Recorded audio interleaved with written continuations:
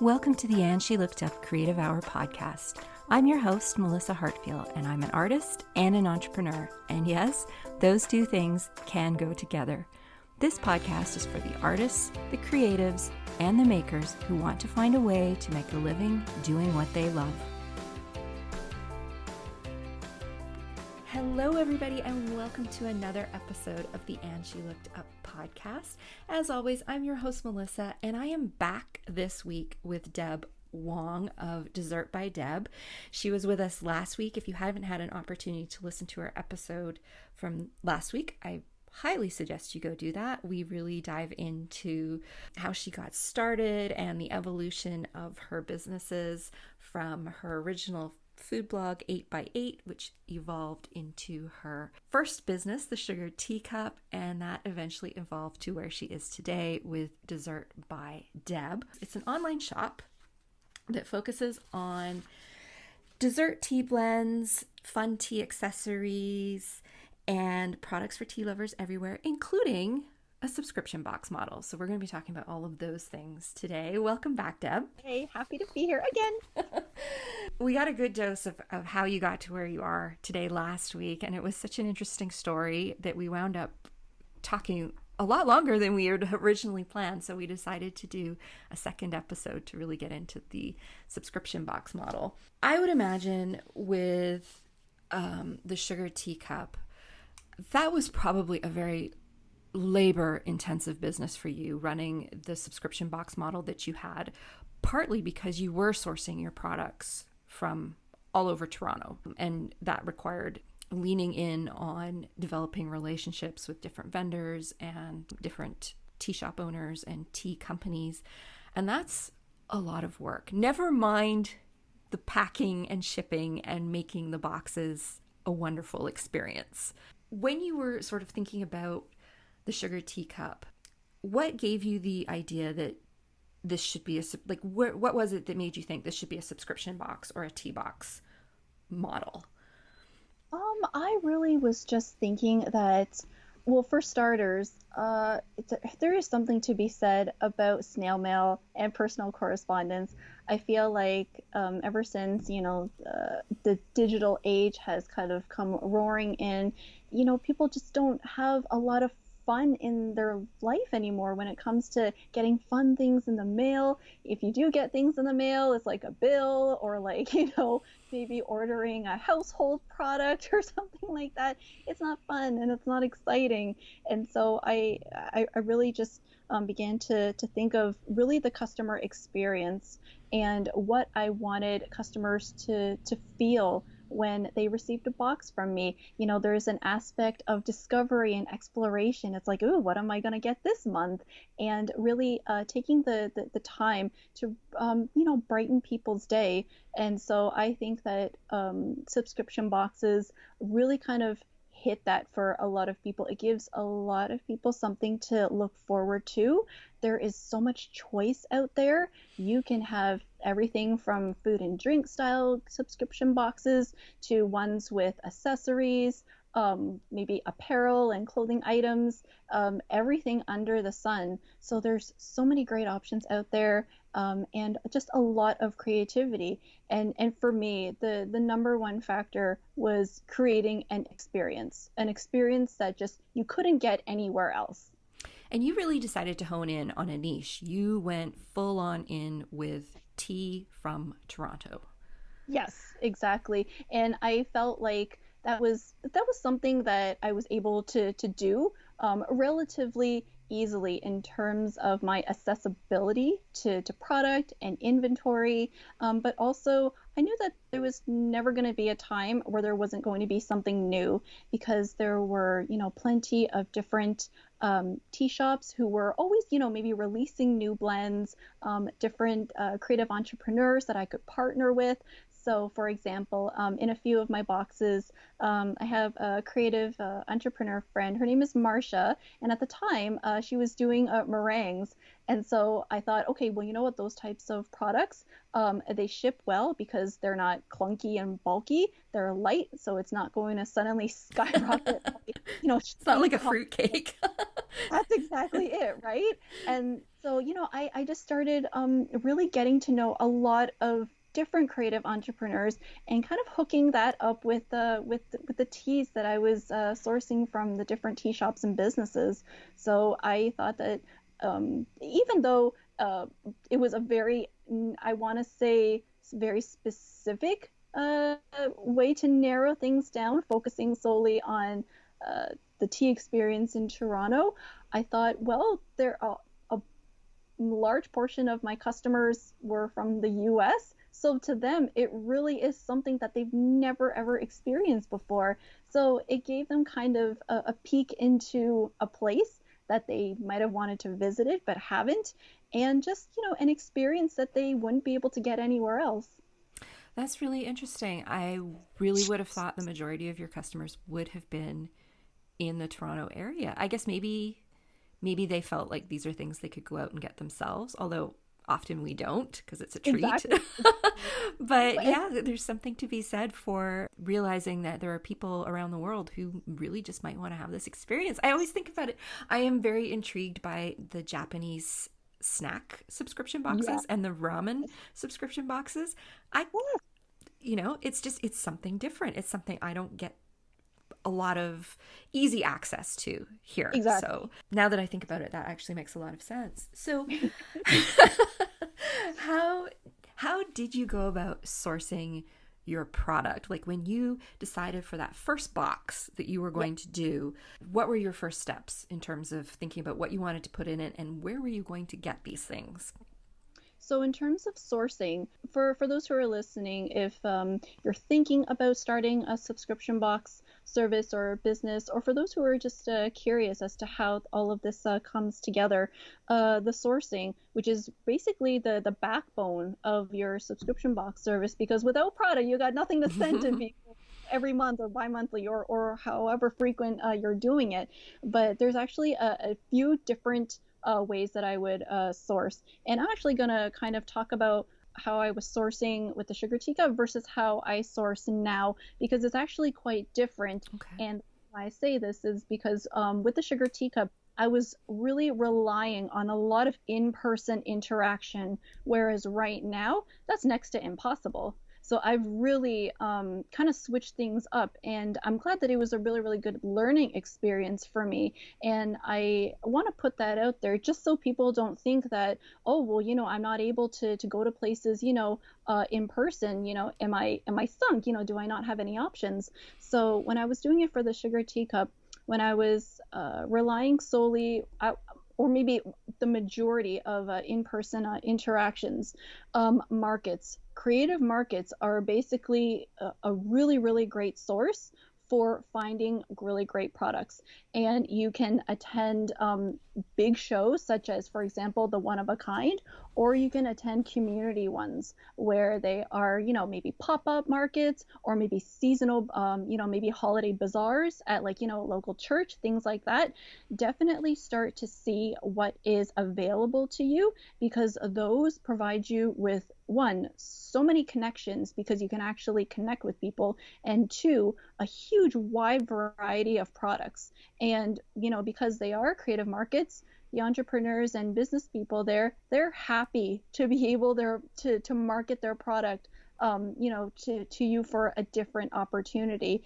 And so because now, though, because we're living in a pandemic situation, some markets have actually gone virtual. So I would definitely recommend people start doing some research online to see what virtual markets are possibly going on. Because I most frequently am on Instagram. Instagram is a really great resource just to check out which ones are maybe cropping up for a season and kind of what's available.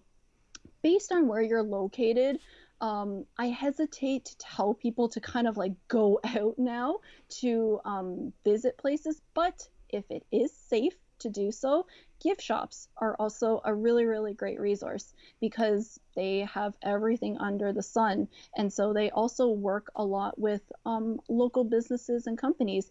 One of my favorite gift shops actually here in Toronto is called The Sweetest Things. The owner, her name is Sarah. It's actually closer to, I want to say, the beaches area of Toronto. It's at Victoria Park and Kingston Road.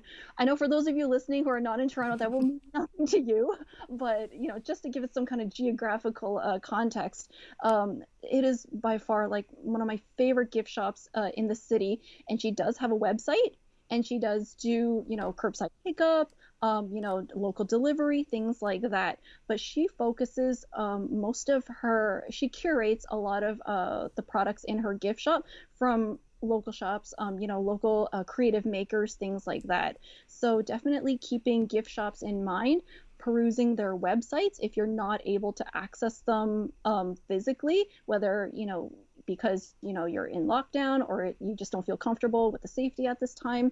So definitely I would suggest virtual markets, gift shops, check out their websites, see what their range of product is. And also, this is going to sound kind of weird, but for because I half of the subscription box products are like tea and sweets and everything like that. I actually do a lot of my research and my sourcing from the supermarket and grocery store. So I will literally be walking up and down the aisles because there are some grocery stores that might have kind of like a local kind of like section, or supermarkets and grocery stores, they're always kind of getting new product, new things like that, whether it's kind of the chain supermarkets or the more smaller gourmet boutique ones. Definitely check them out, because what it is that sure, you're not going to be most likely featuring full-size products in your subscription boxes, maybe one or two. It really depends on the range of products, number of products that you want to have. But the thing is, and this is a very, very important thing to consider, is that once you might find a product that you're really interested in, the motto "ask and you shall receive" is very, very important, because what it is that a lot of those companies, they won't have the smaller size product in the grocery store, but if you email them or call and ask, hey, do you have a party size favor of this product? I run a subscription box service. They will be more than happy to either point you in the right direction, tell you yes or no, and arrange some kind of wholesale or bulk discount for you. I actually literally just did this 2 days ago with a local company who I love. I've only ever bought their full-size product, but I thought, you know what? I love this product. I want to feature them in my subscription box. Why don't I just call them and ask them? Literally, I made a purchase within 10 minutes. And why? Because I called and asked them, And so really, start to kind of narrow down the companies or the businesses that you think would be a really good fit for your subscription box, and then ask them if they have, party favor sizes or, sampler sizes, things like that, things that make sense for a subscription box. And I can't even tell you how many products I have actually found just when I was just doing my grocery shop errands. And that has been a huge resource for me. So yeah, that's how I currently do a lot of my social. Also just keeping up with things, on my Instagram, because, if you follow certain hashtags, keeping up with things like gift guides, I would say that if people are active on social media, definitely follow the accounts that are focused on maybe corporate gifting, things like that, because they will usually work with companies that you will also want to work with yourself. And so it's not about, oh, well, I don't want to just repeat what someone might find in a different gift box. Remember that a lot of companies, they have a big range. So somebody else might be choosing, the chocolate chip cookies, but for you, maybe you think that the raspberry ones would be great for your customers. So it's literally not duplicating things that you see online and on social media, but just getting a sense of where you can start to source your product. Yeah, I would think particularly if you're focusing on a local experience as well, like it's going to be really Yes. important for you to work with producers and makers in your area, which can be very different than if you're sourcing product from overseas or you're having product Exactly. manufactured for yourself overseas. So I have so many questions here. When you are initially walking into this and you haven't built up a customer base, like how were you negotiating your orders? Because I would imagine you didn't, with that first set of boxes that you did, I imagine you weren't going out and saying, I want 1,000 pieces of this. Like, Yeah. how did you start? What number did you feel comfortable with? And obviously, when you're buying 10 of something, you're not going to be able to negotiate the same kind of deal that you would if you were buying 1,000 of them. For sure, for sure. So definitely, when people are kind of, approaching businesses to work with, that is also one of the questions that you definitely have to nail down right from the get-go. Actually, when I was doing the subscription boxes for the sugar teacup, I would actually have basically a questionnaire, just a generic one that I would send to everybody I was pitching to, and so they would know upfront exactly what I was looking for. So I would say to them, I run a subscription box service. I would love to feature your product, but I need to know X, Y, and Z upfront, before we even, consider maybe partnering up, things like that, and things like, minimums. How much do you need to purchase to possibly get a wholesale or bulk discount? How things like lead time and processing time, things like that.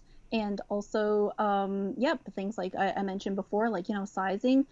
So that's also really, really important because that will determine who you're able to work with when you're first starting out. And this is something that I really, really caution people when they're heading into either the subscription box business or just product businesses in general. This is not, let me just put it out there and they will come. They will not come. You cannot just put your website on the internet and be like, oh, I am gonna make a bunch of money and the orders are just gonna pour in. That does not happen. And Not so today, no. I would really suggest that, people start to develop, their communities, and the people who are pretty much interested in the particular theme of box or product that you are developing. So for me, my story is a little bit different because I did have a following from the sugar teacup. But if we're going back to the sugar teacup, and I didn't have a following from the get-go, pretty much I was just putting my work out there, through things like Instagram and through the blog, and really getting people basically just interested in engagement through that. I would really hesitate to suggest somebody to just go, bang, start the subscription box service right away without having any kind of following for people who are interested, things like that. So you definitely need to have some kind of following before you kind of get started. I'm sure that maybe there are some subscription box services out there who were able to kind of maybe put some money up front for advertising.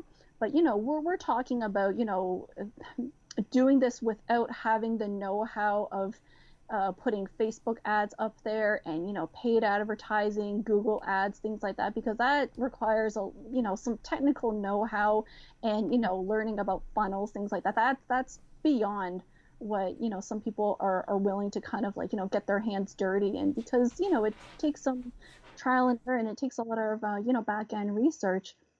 But definitely, there are some businesses that don't require a huge number of minimums. Sometimes it's, maybe you can get a case of sometimes a product with like, 12, things like that. And so that is, not too big of a commitment. And I know that for the subscription box companies that operate solely as that, you can keep those products live as single purchase. So that is something that I would probably recommend if for those who are hesitant about, oh, I'm not sure if I can sell everything, have some available for single purchase. I've got actually about a handful of customers. Whenever holidays roll around, They're not my year-long subscribers, but they are more than happy to get a few of them as like, one-time purchases. And for those who are comfortable with doing that, that definitely takes inventory off your hands. And also, I would possibly use maybe extra product for myself. It's a little bit different because I've got the subscription box and the retail business, like rather the e-commerce business, kind of going side by side. So I will put the products up sometimes just as like a bundle with some other products, just to kind of keep, inventory moving and not kind of hanging around. So yeah. Right. That actually is a really good tip, I would think, for things like, particularly in what you do, having some of those single boxes to sell for Mother's Day, Christmas, those kind of, Exactly. exactly, when for your mom's birthday. Exactly. Or your grandma's birthday. Yeah. So that's a really good tip. When you first started out, did you put a cap on how many boxes you would create every month and sort of increase it just slowly as your customer base increased? Like, did you have a No. number in mind? I mean, I know that probably some others, they might have a cap and they'll be like, okay, you know what, these ones they're sold out. For example, if you go into it only wanting to do, I don't know, I'm just throwing an arbitrary number out there, like 30, because you feel like maybe that's all that you can handle, Right. maybe that's all that you can put up front, or maybe that's just a number that you just, want to work with, in the very beginning. I definitely know there are a number of people who do that. They open a window for signups and then they close it once the product has been sold. But for me, because it's an ongoing year-long subscription. So for Dessert by Deb, for the subscription box, it's a 1-year arrangement bi-monthly. So there's 6 boxes that you get in a year, and it's not necessarily January to December. I have a number of people who just sign up at any given point in the year. So it's basically if you sign up in April, your subscription is from April this year to April 2022, Right. things like that. And so I actually do not cap it at all. I take a look at what my current numbers are, order a little bit extra, and I actually just make sure that if I do need a little bit extra, that I can either one, few extras in without having it take too long from my suppliers, or two, I have a few options to sub out. And that's the thing, because I do things like tea and sweets, some of my customers have dietary restrictions. And so I have them tell me upfront if there's any kind of preferences or dietary restrictions. So I have a few customers, they cannot have dairy, so I will have vegan options for them. Right. And that will kind of help with not having maybe too much of a particular product hanging around, because I can kind of substitute and swap and do that. But yeah, to answer your original question, no. For me personally, I don't cap it because I just allow people to sign up as they come. And I guess by getting them to commit to a full year, that really does help you get a very good sense of what your numbers are going to be. Absolutely, Yeah, which I think absolutely. would be really helpful. Yeah, and also something that's really really important for people to consider is just I guess the whole structure of it. I actually wrote down like a bunch of notes over here, kind of like really important things to consider for subscription box models. And so I can just do a quick and dirty of five things that are really really important to determine before Yeah, you yeah. kind of get the business going. So the first thing is frequency. So do you want to do this monthly, bi-monthly, quarterly, or whatever arrangement that you have? And that decision will to me, I feel like it's largely based on your lifestyle, because with the Sugar Teacup, the subscription box service was my full-time job. So I did it monthly because that's what I was doing. Now, because Dessert by Deb, I run the e-commerce part of it, and I've got the subscription boxes going. I, I'm not one to say that I can't do things, but if I did it monthly, I think that I would kill myself to like keep up with that kind of flow. And so you really have to determine what frequency is works best for your lifestyle. Is this a full-time thing for you? Is this a side hustle? And realistically speaking, and this is where you have to get very very honest with yourself, how much product and output do you realistically feel like you can actually put out there, right? And so, and also you have to determine things like the frequency will also determine your price point.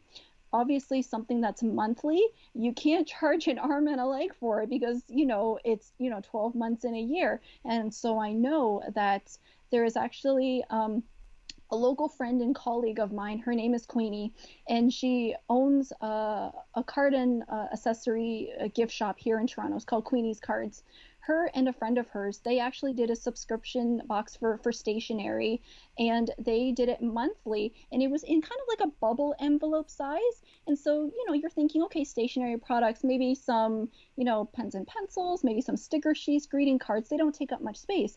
But what they were finding was that they weren't able to include the amount of product that they really wanted to include because it was monthly. And so they couldn't charge people, $50 a month. That would be ridiculous.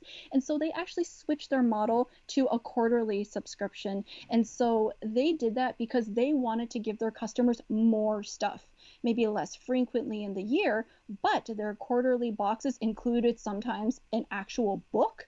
It included maybe larger size items that weren't able to fit into a bubble envelope at the time, and so they were able to justify the higher price point because they were able to include more.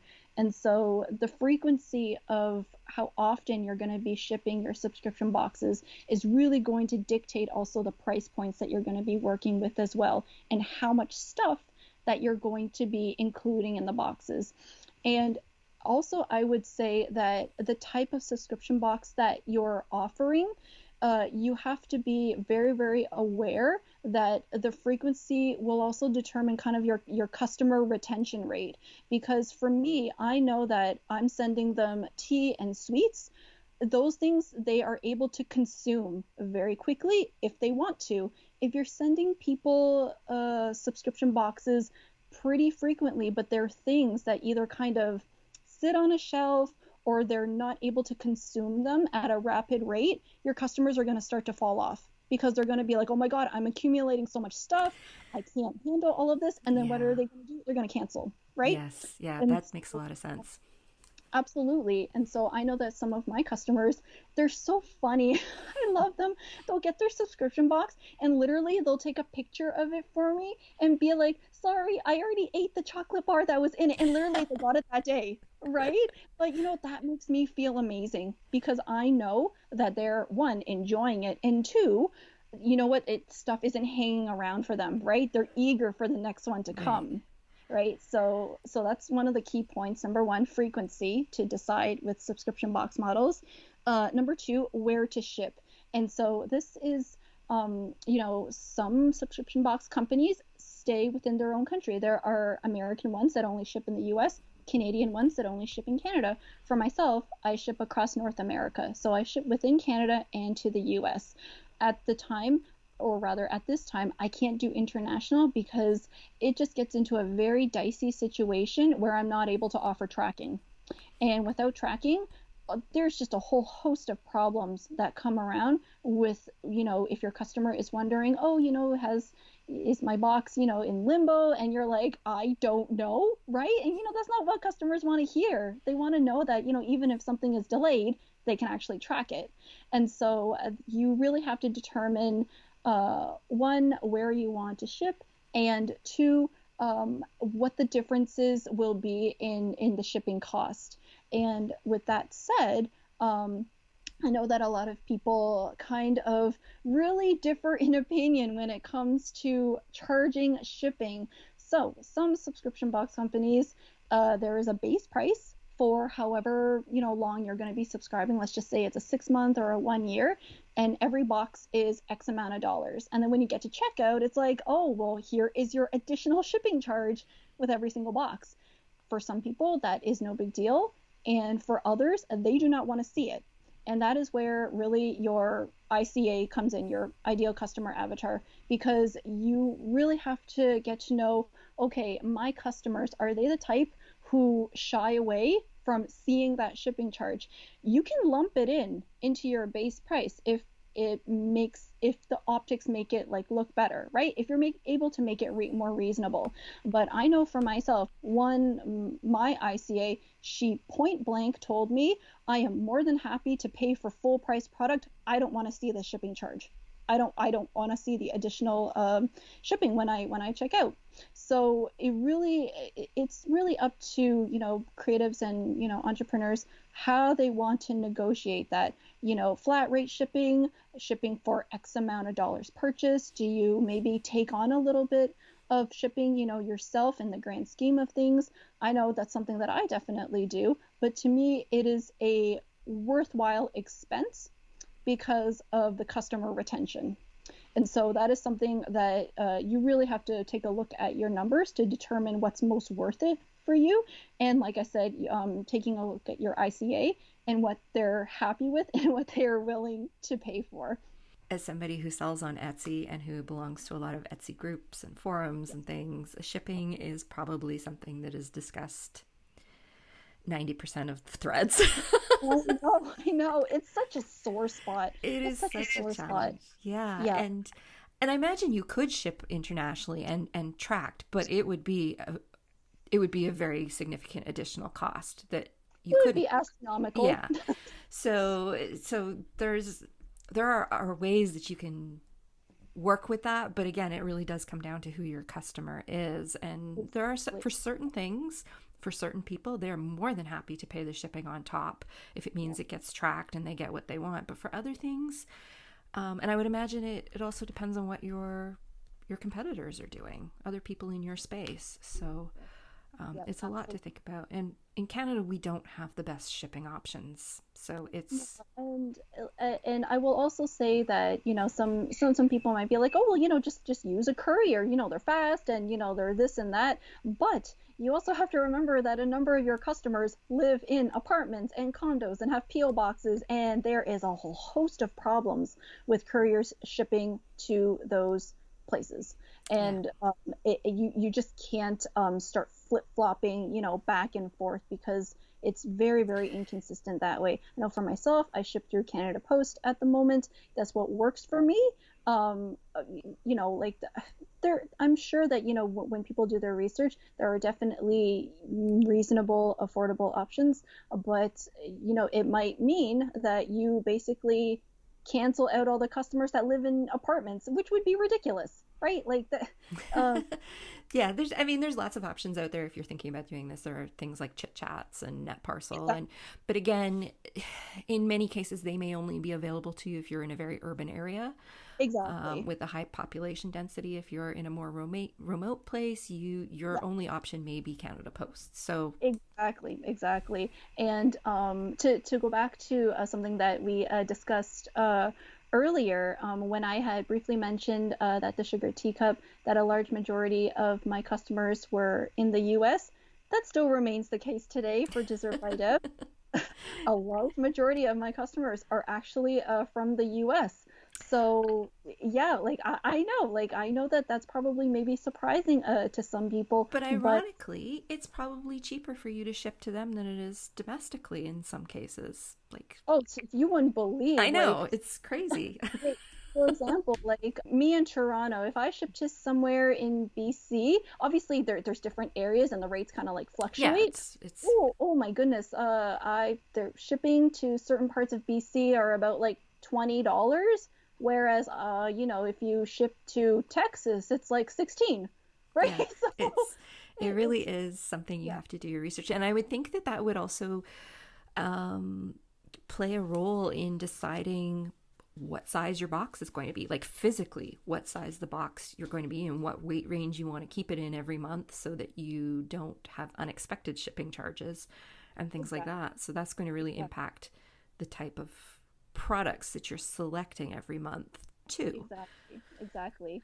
That's a good segue into the next point that I wanted to talk about is that there's lots of subscription box services out there, and so you have to determine when you're getting started, or even as you go along, what is your if I could use an abbreviation, the USP, your unique selling point, because there's a lot of choice out there.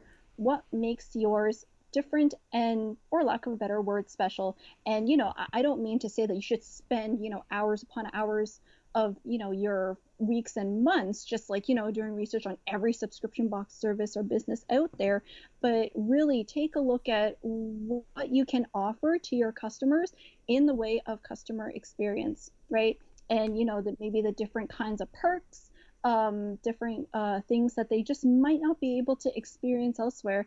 And so that was a really, really big thing that I wanted to nail down from the get-go when I reintroduced the subscription boxes for Dessert by Deb. So my subscribers, they get a 25% off discount on all of their regular orders throughout the year. So if they want to just order things off from my shop, they get 25% off. And then, so that discount is something that is only available to my subscribers.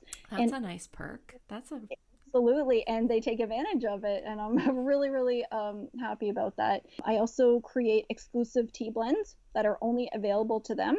In the past year, I have actually taken two popular ones by request from my subscribers, and I've actually incorporated them into my permanent collection. So there's wiggle room for Right. what you can do, but that is something also that is just for subscribers, and also the things that they wouldn't be able to get elsewhere, either rather, if it's a sample size or maybe something that they're not able to just purchase in store. And so you have to determine what are you offering to your customers that they just wouldn't be able to experience outside of what you're offering them. So that's definitely something to consider when you're getting things going. And then another thing that I really wanted to talk about is the reasons why you're actually going into the subscription box business. And, is it a main component? Is this your bread and butter? Is the subscription box business, your main thing? Or is it an extension or an arm of your business? For myself, it's purely, it's a brand extension. Mm-hmm. So I really, really want to caution people and just be completely honest and upfront that if people are looking to make a buck or to generate, a lot of revenue, this is not something that would actually be your first choice. And the reason why I say this is because subscription boxes, they fall under, basically, the larger umbrella of a product-based business. And the number one thing in a product-based business is cash flow. If you don't have cash flow, you literally will not be able to keep up with the demand for your supplies, your overhead. And, overhead is different for everybody, regardless of whether or not you might have employees or, rent to pay for a space and things like that. But I think people are a little bit surprised to maybe like hear that. It's like, oh, well, subscription boxes, they're trendy and they're all the rage and, people are like doing them. But that doesn't necessarily equate to making a lot of money. So this was one of my big questions. I'm looking at having a subscription box option as part of my art business. It would not be the full business. But the more I research on this and the more I look at it, the more I'm like, I don't really know how subscription box models, if it's your only form of revenue, how it works well, because I don't see a way to do this and have a really healthy margin that you can build your entire business on. So Absolutely. I guess that's one of my questions is like, what kind of margin can you, like, what sort of margin range can you expect on a subscription box? Yep. And I'm really, really glad that you bring that up because, people really have to address the elephant in the room, right? And, people thinking that this is, a hit money maker. It's really not. And I know that people would, maybe question me as to then why I would do it. But that goes to, your why, right? Like, why do you want to do this, right? And for me, one of the reasons is customer experience. I love being able to delight them and give them something that they are not able to get outside of my business. Absolutely. And it is a brand extension and brand awareness because it is, a separate, I don't want to say a separate arm. It is an arm of the business. What the subscription box service does for me is that, a lot of people, well, first, they love getting mail. And second, they love doing unboxings. They Hmm. love doing unboxings. They do vlogs. They do, I've seen some Dessert by Deb unboxings on YouTube. I was looking last week. There they were. they're fun. They're They really are fun. exactly. And so to me, what I don't necessarily get in profit margin, it, I it makes up for it like 100 times over in brand extension and brand awareness.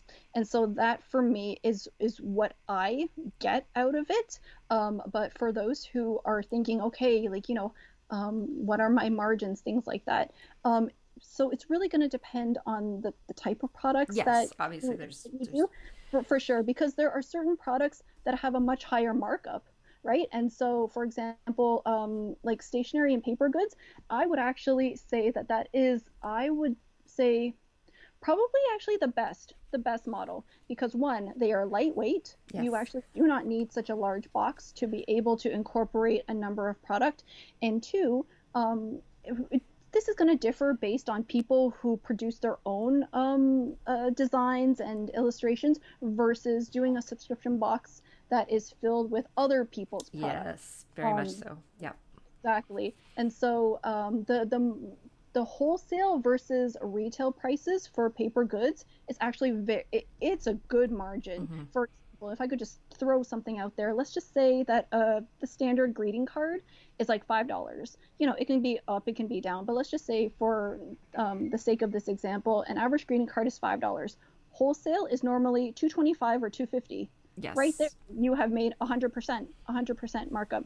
But I would also just caution people to take those numbers though, and to start subtracting what your expenses are. Yes. Basically, you could be getting product from other people, and the wholesale prices are good, but at the end of the day, you're still shipping in something. I mean, those boxes that you ship in, they're your own expense, right?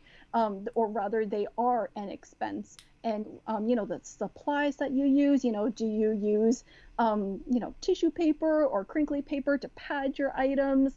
And it's all of the nitty gritty things, like product-based businesses. I mean, obviously, the ones who are up and running, they have everything that they need to kind of get the business going. But if we're talking about somebody who is literally starting from scratch with no equipment or materials, you also require something as simple as a printer to print out your shipping labels, right? Yeah. And clearly, like, I ran out of toner just the other day. What did I have to do? I had to drop $100 on a new print cartridge, right? It's stuff like that where you're thinking in your head, okay, when I need to drop money for all of my expenses, where is this cash flow coming from, right? And so I would definitely say that paper goods have the highest margin. I would say that on average, at the end of the day, you could probably look at maybe like a 50% margin, and it's really going to depend on how much product you incorporate. But if we're talking about bigger size products that are not lightweight like paper goods and stationery, well, I am going to say probably based on the numbers that I have worked with, even with other people in the industry, is probably only going to be about 30%. Yeah, So, which is yeah, not, yeah, and it's important to remember that that 30% is not going in your pocket. no, no, You- and all goes back to the importance of cash flow. yeah. And because we're talking about the ins and outs and the nitty gritty details of subscription boxes, but more so the general um, uh, model of product-based businesses. It's money is just constantly flowing in out, Mhm. and it's important for people to know that if entrepreneurs and makers and creatives are not comfortable with seeing their money go out, then it is a product-based business is probably not your best bet to pursue, because the money is, I mean, yes, I will say that you can absolutely build a product-based business that will thrive and grow and generate a ton of revenue, but you absolutely have to be comfortable with seeing that cash flow go back out, because the product-based business stock, that's your main thing. You don't have a product-based business without actual inventory and stock. And so the only way to actually grow a business is if you take that revenue, or the profit, however little or much it might be, and you reinvest into whatever it is. It could be to grow, a current product range. It could be to invest in a brand new product. It could be in your own personal and professional development, right? And so the number one thing is that it's important for people to know that, for us product based business owners, that we're not sitting on our revenue and our profit. Like, this is not, little Miss Muffet on a tuffet where I'm just sitting on the money, you know what I mean? So it's really, really important that the people really, really understand that the money is constantly flowing, and that whatever money comes in, that you're putting it back into the business. That's not to say, of course, the whole goal is to make a living for yourself, but it's not, okay, I got some money, I'm just gonna, squirrel all of this away. It's just like, no, a large portion of it goes back into the business so that it continues to operate and grow. Exactly. And it's really important to realize when you're doing something like this, a lot of the money goes out up front before you ever get any money back in. Like that first box Exactly. that you send out, you have to pay for all the product that's going in it before anybody pays you for the box. So, Exactly. And all of the little expenses and costs that, if you run out of something, you have to fork over that money, like you said, like upfront. And let's just say that maybe one month you're short 5 boxes. You can't just buy 5 boxes from your supplier. You need to buy 50 or 100, because yeah. that's how, they're sold. So if you don't have cash flow, you literally will not be able to produce your product. And so that's why it's the most important thing. I know that for myself, for Dessert by Deb, I've steadily kind of increased, the offerings, the SKUs, and the sizes. Before I, did the 25-gram sampler pouch and a 75-gram pouch of tea. And last holiday season was when I actually started to incorporate 100-gram tins for every single tea blend available. So it's one of those things where if I didn't feel comfortable with my cash flow, knowing that I would be able to stock tins and labels and everything like that, like 24/7, to constantly have those particular materials and things on hand, then I wouldn't go forward with it.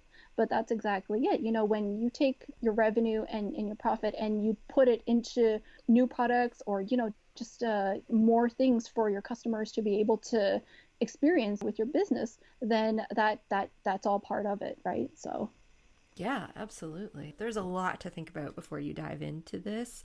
absolutely. And if just doing the subscription box or the gift box is your full-time single product offering, you really do have to, because the margins are not as high, No, um, you really do have to make up for it with volume. And exactly. Exactly. that means you got to build a customer base, right? Absolutely. And I will actually put it out there that, and this is a very, very risky thing, because, we talk about it a lot, in the blog blogosphere, as we like to call it, that it's never the ideal situation to put all of your eggs in one basket in terms Mm-hmm. of advertising, or promotion and things like that. We always say, don't rely on just Facebook or just Instagram, or this and that, because they are not platforms that you own, right? And so there is actually, I know of actually one subscription box company in the US. They're actually quite popular, and this was actually tipped off to me by a colleague, but they actually are able to thrive because, and this is not something that people can just do, they don't actually pay for the product in their subscription box. Yes, this is actually quite common. I just know, being a maker and being in a lot of makers groups, how many of us get approached by subscription boxes wanting the product for free. Exactly. With the promise of Of exposure. exposure. Exactly, exactly. And so what happens is that I think that for those who are actually able to do this, all of their revenue probably goes into massive amounts of things like Instagram advertising, right? Marketing. Yeah. And Working with things like that influencers. to Yeah. be able to back up, hey, you know what? If I can get 50 units of this in my subscription box, your brand will be exposed to X amount of followers, X amount of like, possible click-throughs on your site, things like that. But ooh, that is very risky for both parts.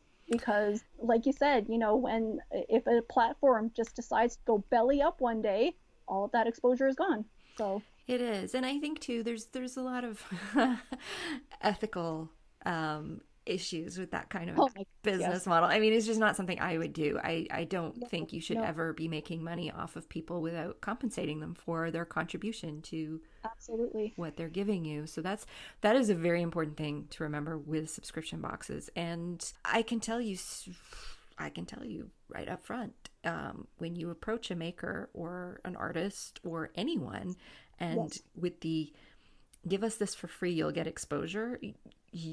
Your name is marked in Oh yes, communities, like it gets absolutely. talked about. So you have to be very confident in your ability to deliver on that promise that you're making them, because if you don't deliver on it, they're never going to work with you again.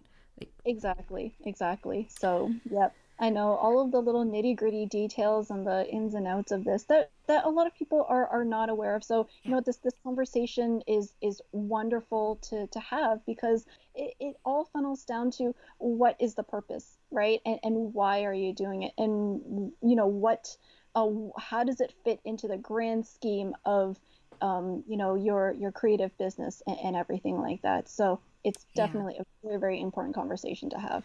And I think the way that you're doing it this time around, it really makes sense. It is very much something that adds on to your business rather than being your business. And Exactly. it's a great marketing tool in its own, like it's a marketing tool that pays for itself essentially. Exactly. Exactly. That's exactly it. And I'm really, really grateful because yeah, my customers, they're amazing. They're so enthusiastic and they they support more than just the business. And one thing that I will also, put out there is that, your business is obviously an extension of you, but never forget that your customers, they're not just consuming your product, they're consuming you, right? And so a lot of their support is because they support me as a person and they want to see me succeed. Hmm. So I always say it's up to people how much of themselves they want to put out there and how personal they want to get on their social media or, on their e-blasts and newsletters, things like that. But I can definitely say for myself, I've had so many customers just tell me how much love that they feel when they get something from me in the Yeah. mail, and I'm just like, well, that my job is done. My Yep. job is done. It is. So I have had one of your boxes through the sugar teacup. It is very much like getting a warm hug in the mail. It's just a lovely experience. I do have a question though. You're doing a lot here. You have a product and packaging heavy business. Are you doing this on your own at this point, or have you got some help? I am doing this completely on my Oh own. my gosh, Deb. I know. And like this is definitely something that I think that, every product-based business, you get to a point where you're just like, okay, what's your threshold, right? When is it a good time to start introducing employees? And that's going to be really dependent on, like I said, it all goes back to, lifestyle, right? It's like, can you especially at a time like this, it's very difficult right now.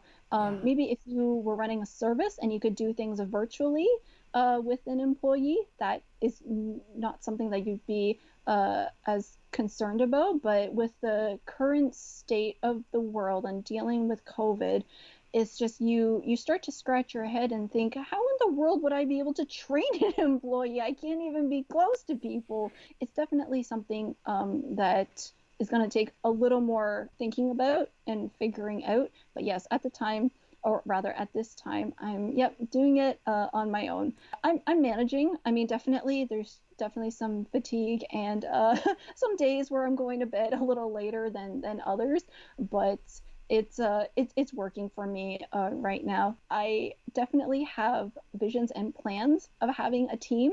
So definitely there is going to be a team Deb one day.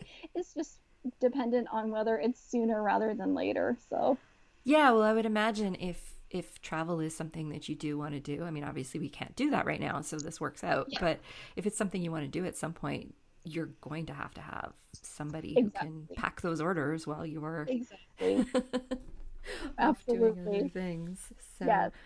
well, this has been super helpful. You have just given like a wealth of information here and definitely given people some things to think about. I think the subscription model is very popular right now for many good reasons, but I Yeah. think a lot of people think it's a very easy business to And start. it is, it's the exact opposite, actually. And I Very don't labor intensive. exactly. I don't want to say that to scare people away, but it's just a matter of just be sure to do all of your homework. I can't stress it enough. There's a lot of homework that you have to do, but you know what, with um if people are passionate about it, it doesn't hurt at all to see where it can lead people. Yeah, and I would imagine being that you are in a food product industry that there's even more that goes into that just in terms because you are handling a product that people consume. So Yeah, yeah, there's a whole bunch of research that goes into that and yeah. guidelines and federal rules and regulations that go in with having a food-based product. So there's a lot that goes into it, and I do think it makes a lot of sense though for certain businesses where you can add it on as an extension to what you do like you've done with this. And I Yes. yeah, definitely. So what is next for Desserts by Deb? Where do you see yourself going next? Oh goodness, so much stuff. So, in the near future, I am actually getting ready to launch a tea collection for spring. Date to be determined, but I love to do things kind of seasonally. I had a really big collection that came out in January. It was my Sweet Winter Brunch collection, so that was really, really fun. Customers really, really love that. So I am actually working on spring teas right now, teas and more accessories, all of that good stuff. And in terms of long-term vision, I would love to have a physical manifestation for Dessert by Deb. I've got a tea shop, a tea room in mind. Ooh. Where I'm going to be doing that, I don't know. How, I also don't know. But I'm just kind of putting that, holding it very loosely and just having that, holding that vision. So, yes, that is kind of a long term. I would be overjoyed if I could see that through and make it happen. So, That would be really cool. I would be very excited for you. Okay, where can people find you online? Like, where can we find Desserts by Deb? yep. So I mostly am on Instagram. So I am at Dessert by Deb on Instagram, and also same thing on Facebook and website dessertbydeb.com.